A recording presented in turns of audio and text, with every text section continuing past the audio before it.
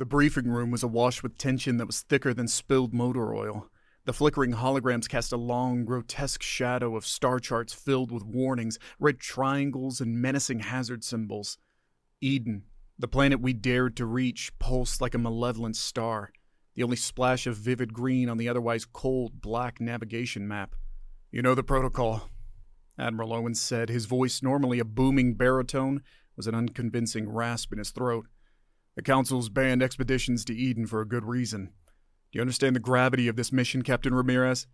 I did, and while a small part of me, a long, dormant spark of fear from my rookie days, whispered of ancient prophecies in the charred husks of expeditions past, another voice rose, the voice of ambition, defiance, and the insatiable itch at the back of my mind that the universe held secrets the galaxy wasn't ready for, and humanity would be the ones to unlock them.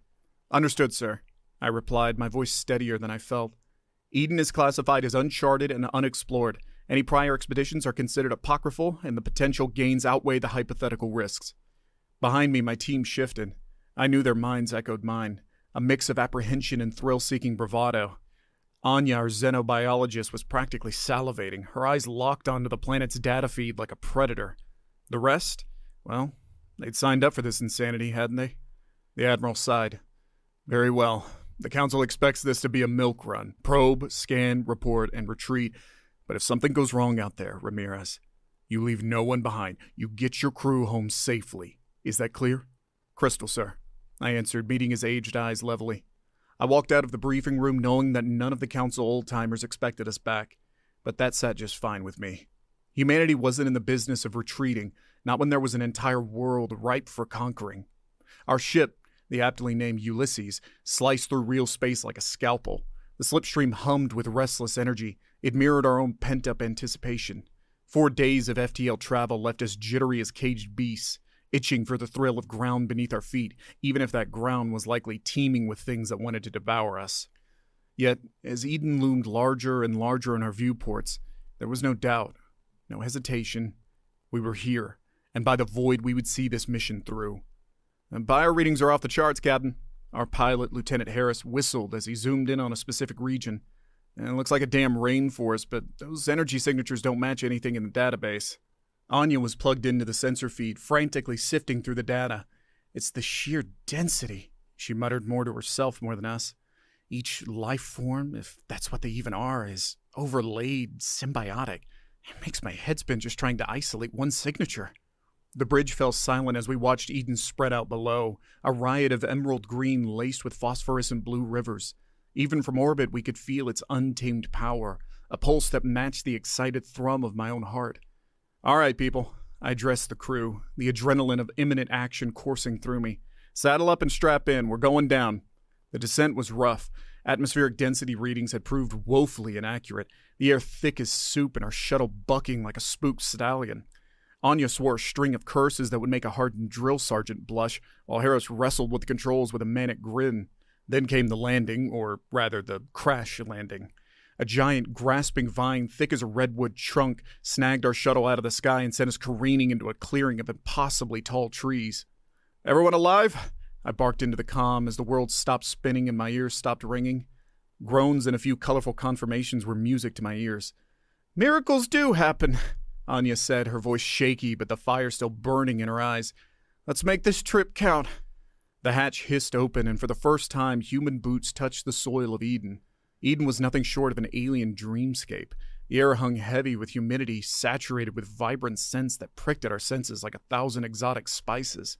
Buoyant luminescent tendrils dangled from the towering canopy, casting an ethereal glow over the vibrant ground cover, which writhed with fleshy leaves and flowers in colors that defied earthly physics. "This isn't another jungle," Anya murmured, her gaze sweeping the panorama. "It's an entirely different ecosystem, built on principles we've never seen." "And the locals seem eager to greet us," Harris muttered wryly. His warning came a heartbeat too late. A monstrous shape, insectoid and gleaming with iridescent chitin, erupted from the undergrowth directly in our path. Mandibles clicked like shears the size of my arm, and acidic compound eyes stared with a primal hunger. Before we could even raise weapons, the creature lunged. I saw the glint of teeth, the flash of deadly claws, and then a blur of motion. Sergeant Jacobs, our hulking security officer, tackled the creature midair, a primal battle cry ripping from his throat. They crashed to the forest floor in a tangle of limbs, a grotesque ballet of predator and prey. Gunfire erupted, tearing through the alien beast's thick hide as Anya and I dragged Jacobs clear. "It's a nice welcoming committee," I grumbled, checking Jacobs for injuries. His armor was shredded, but beneath it, his skin was unbroken, just a few scratches. "Tough as a rhino, that one," Jacobs wheezed, a bloody grin splitting his bearded face. "Lucky for me," he raised his blaster eyes, narrowing, "and not so lucky for the bug." I turned just in time to see the insectoid monster twitch for the last time as Plasma Blast reduced it to a smoking pile of chitin. The others closed in, faces tight with a mixture of fear and the wild thrill of surviving the first encounter. Even Anya's hands were steady as she deployed the bioscanner to study the remains. "Let's not get complacent," I barked. "This is just a taste of things to come. Now move out, team, and keep your eyes peeled." Eden was beautiful, a testament to the raw power of nature, but it was also a war zone, and we were the invaders. The following days were a whirlwind of peril and discovery. Every step deeper into the bioluminescent jungle brought new dangers. Giant, armored predators lurking beneath the surface of deceptive bogs. Plant life with needle-sharp thorns that secreted paralyzing neurotoxins. Packs of reptilian creatures that hunted by sound, forcing us into stretches of terrifying silence. Each encounter was a brutal test of our adaptability, our ingenuity, and our raw tenacity. It pushed us to the limit. Lieutenant Harris sported a hastily patched gash from a razor leaf vine. Anya's hands shook as she concocted antidotes from the various poisons that had tried to kill us. And I saw darkness in my own reflections, a ruthlessness I hadn't known I possessed. Every order I gave felt further from the idealistic explorer I'd been and closer to the hardened soldier I needed to become. Yet we made progress. Anya's tireless studies yielded a stunning revelation. Eden's ecosystem wasn't just alien, it was actively evolving at a terrifying rate. The creatures, the plants, they were adapting to our presence in real time, a deadly evolutionary arms race where we were hopelessly outmatched. If we didn't find what we were looking for soon, then, on the 7th day, a breakthrough. Our scans detected a faint energy signature buried deep beneath the heart of the densest jungle, a signature matching no known natural phenomenon. Hope, a flickering flame I thought extinguished, tentatively reignited within me. Could this be it? Anya breathed, her eyes wide with desperate excitement that mirrored my own. The source of all the warnings? It's one way to find out, I replied, the thrum of determination once again replacing the cold edge of fear. Let's gear up. We're going in. The trek to the anomaly was an ordeal. Eden unleashed its full arsenal of horrors against us as if sensing our goal. But we persevered, a unit forged in fire and forged stronger still by the relentless onslaught. Finally, sweating and bleeding, but driven by the intoxicating scent of discovery, we reached our destination. The ground gave way to a massive clearing, a scar amidst the relentless green, and at its center, partially overgrown with phosphorescent lichen and moss, stood a structure. Gleaming metal and smooth, dark glass formed a half-buried dome, a ruin in the heart of this untamed world. A shiver ran down my spine. Not of fear, but of awe. This was undeniably artificial, the first unequivocal sign of intelligent life on Eden. Any notion of a milk run evaporated in that instant. We're not dealing with just an unknown ecosystem, Anya whispered. Someone built this. Someone lived here. The structure was eerily silent. I raised a hand signaling our team into a tactical formation. With weapons at the ready, we approached the dome, searching for any sign of a potential threat.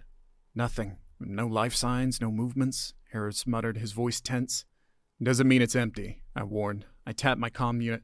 Jacobs, stay topside and set up a perimeter. If anything comes out of that jungle, light it up. Jacobs acknowledged the order with his usual gruff growl. The rest of us moved closer, the silence pressing in, amplified by the anticipation pounding in my chest. The structure was surprisingly well preserved.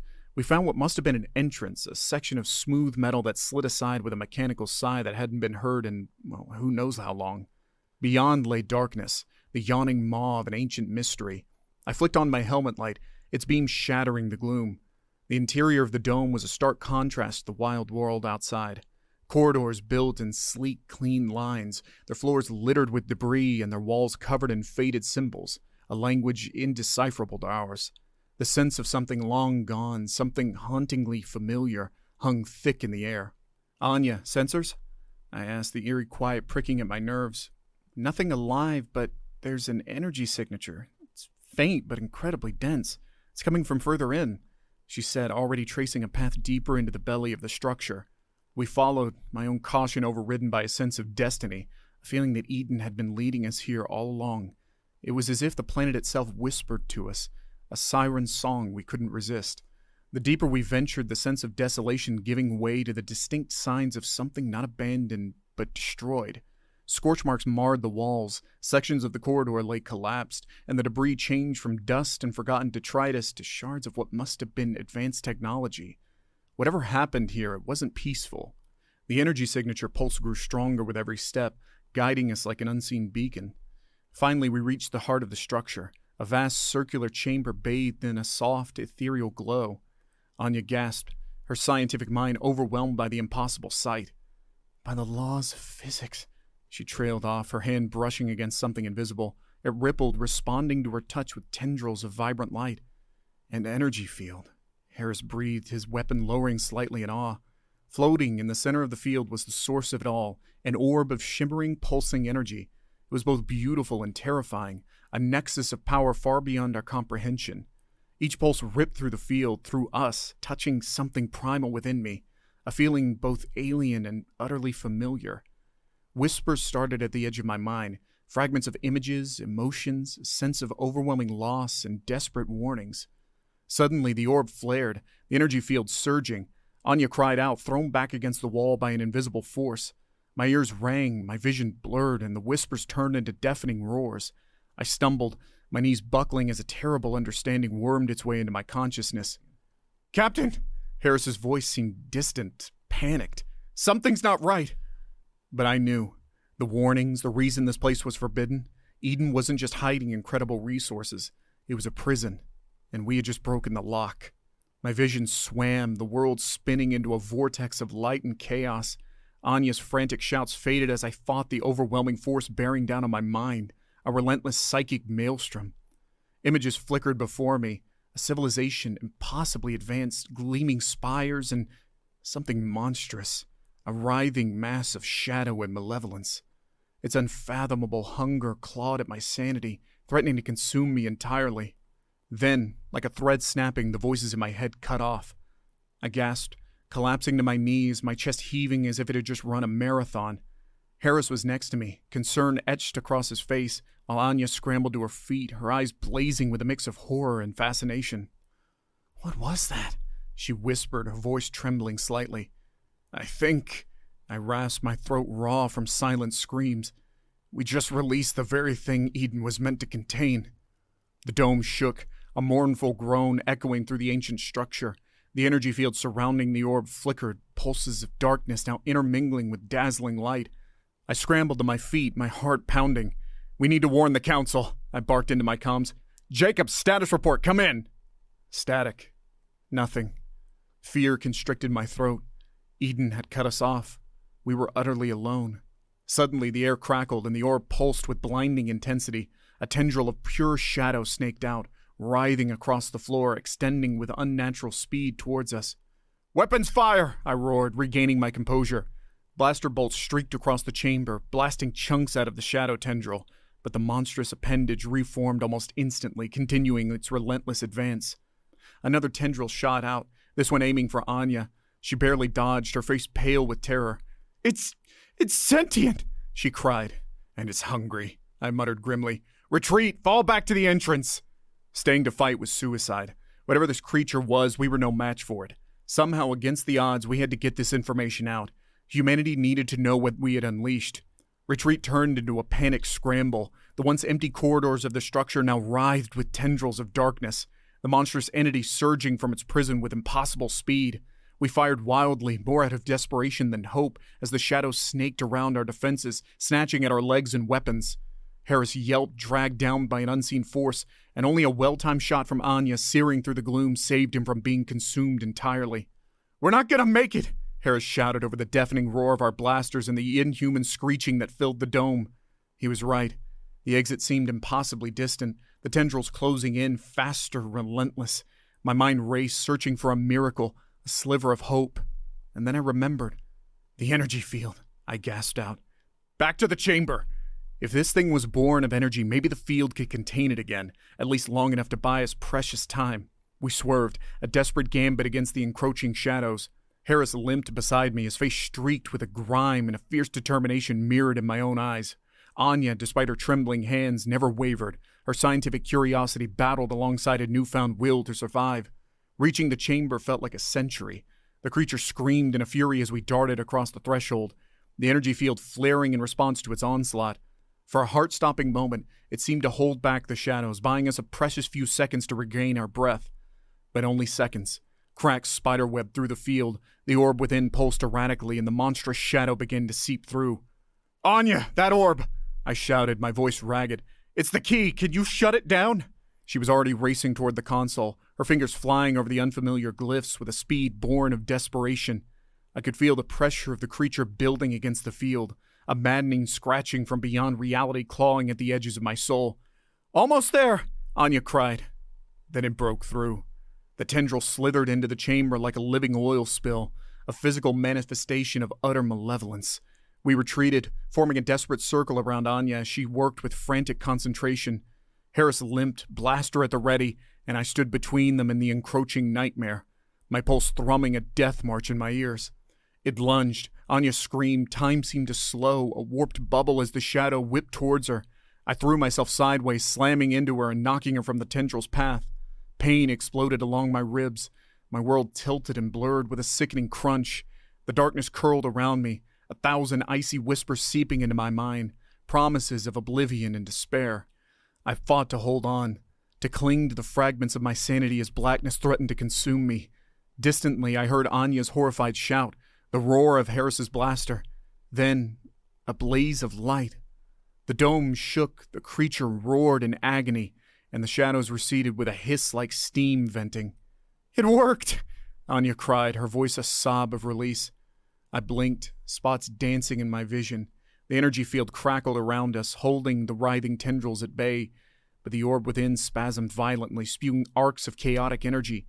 Harris was beside me, dragging me towards Anya, who fumbled with the controls.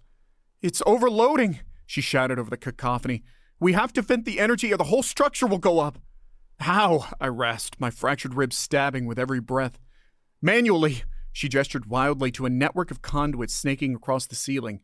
"If we trigger a simultaneous release..." "You'll never reach them all in time," I finished. The conduits were spread too far, too high. Harris limped forward, his face grim. "I'll buy you time." No argument could sway him. We all knew what this meant. He raised his blaster, aimed at the conduit network, and started firing. Each blast echoed like a death knell. The shadows thrashed against the flickering field, sensing weakness. The monster's hunger reignited. The shadows thrashed against the flickering field. Sensing weakness, the monster's hunger reignited. "Captain, it's been an honor." Harris's voice crackled, but his smile was steady. "Likewise, Lieutenant." I saluted him, a warrior honoring another. Anya and I turned and sprinted towards the orb. A final tendril lashed out, snagging my leg. I sprawled to the ground, scrambling desperately. Anya knelt beside me, her fingers a blur on the console, the room filled with the creature's rage. "It's done!" she yelled. "Now!" Above us, the conduits exploded in a spray of light and superheated vapor, venting the volatile energy into the dome. There was a final, deafening roar, a tremor which shook the very foundations. And then, silence. I lay there, staring up at a now inert orb, my mind sluggish and body aflame. Anya knelt next to me, her eyes bright with unshed tears, searching my face. "Captain, you're hurt," her voice broke. And then, impossibly, I laughed. It was weak, choked, but a laugh nonetheless. Humanity had touched a star and gotten burned, but we would heal, we would learn, and whatever darkness the galaxy had, we would be ready to face it. We survived Eden, and we would tell our tale.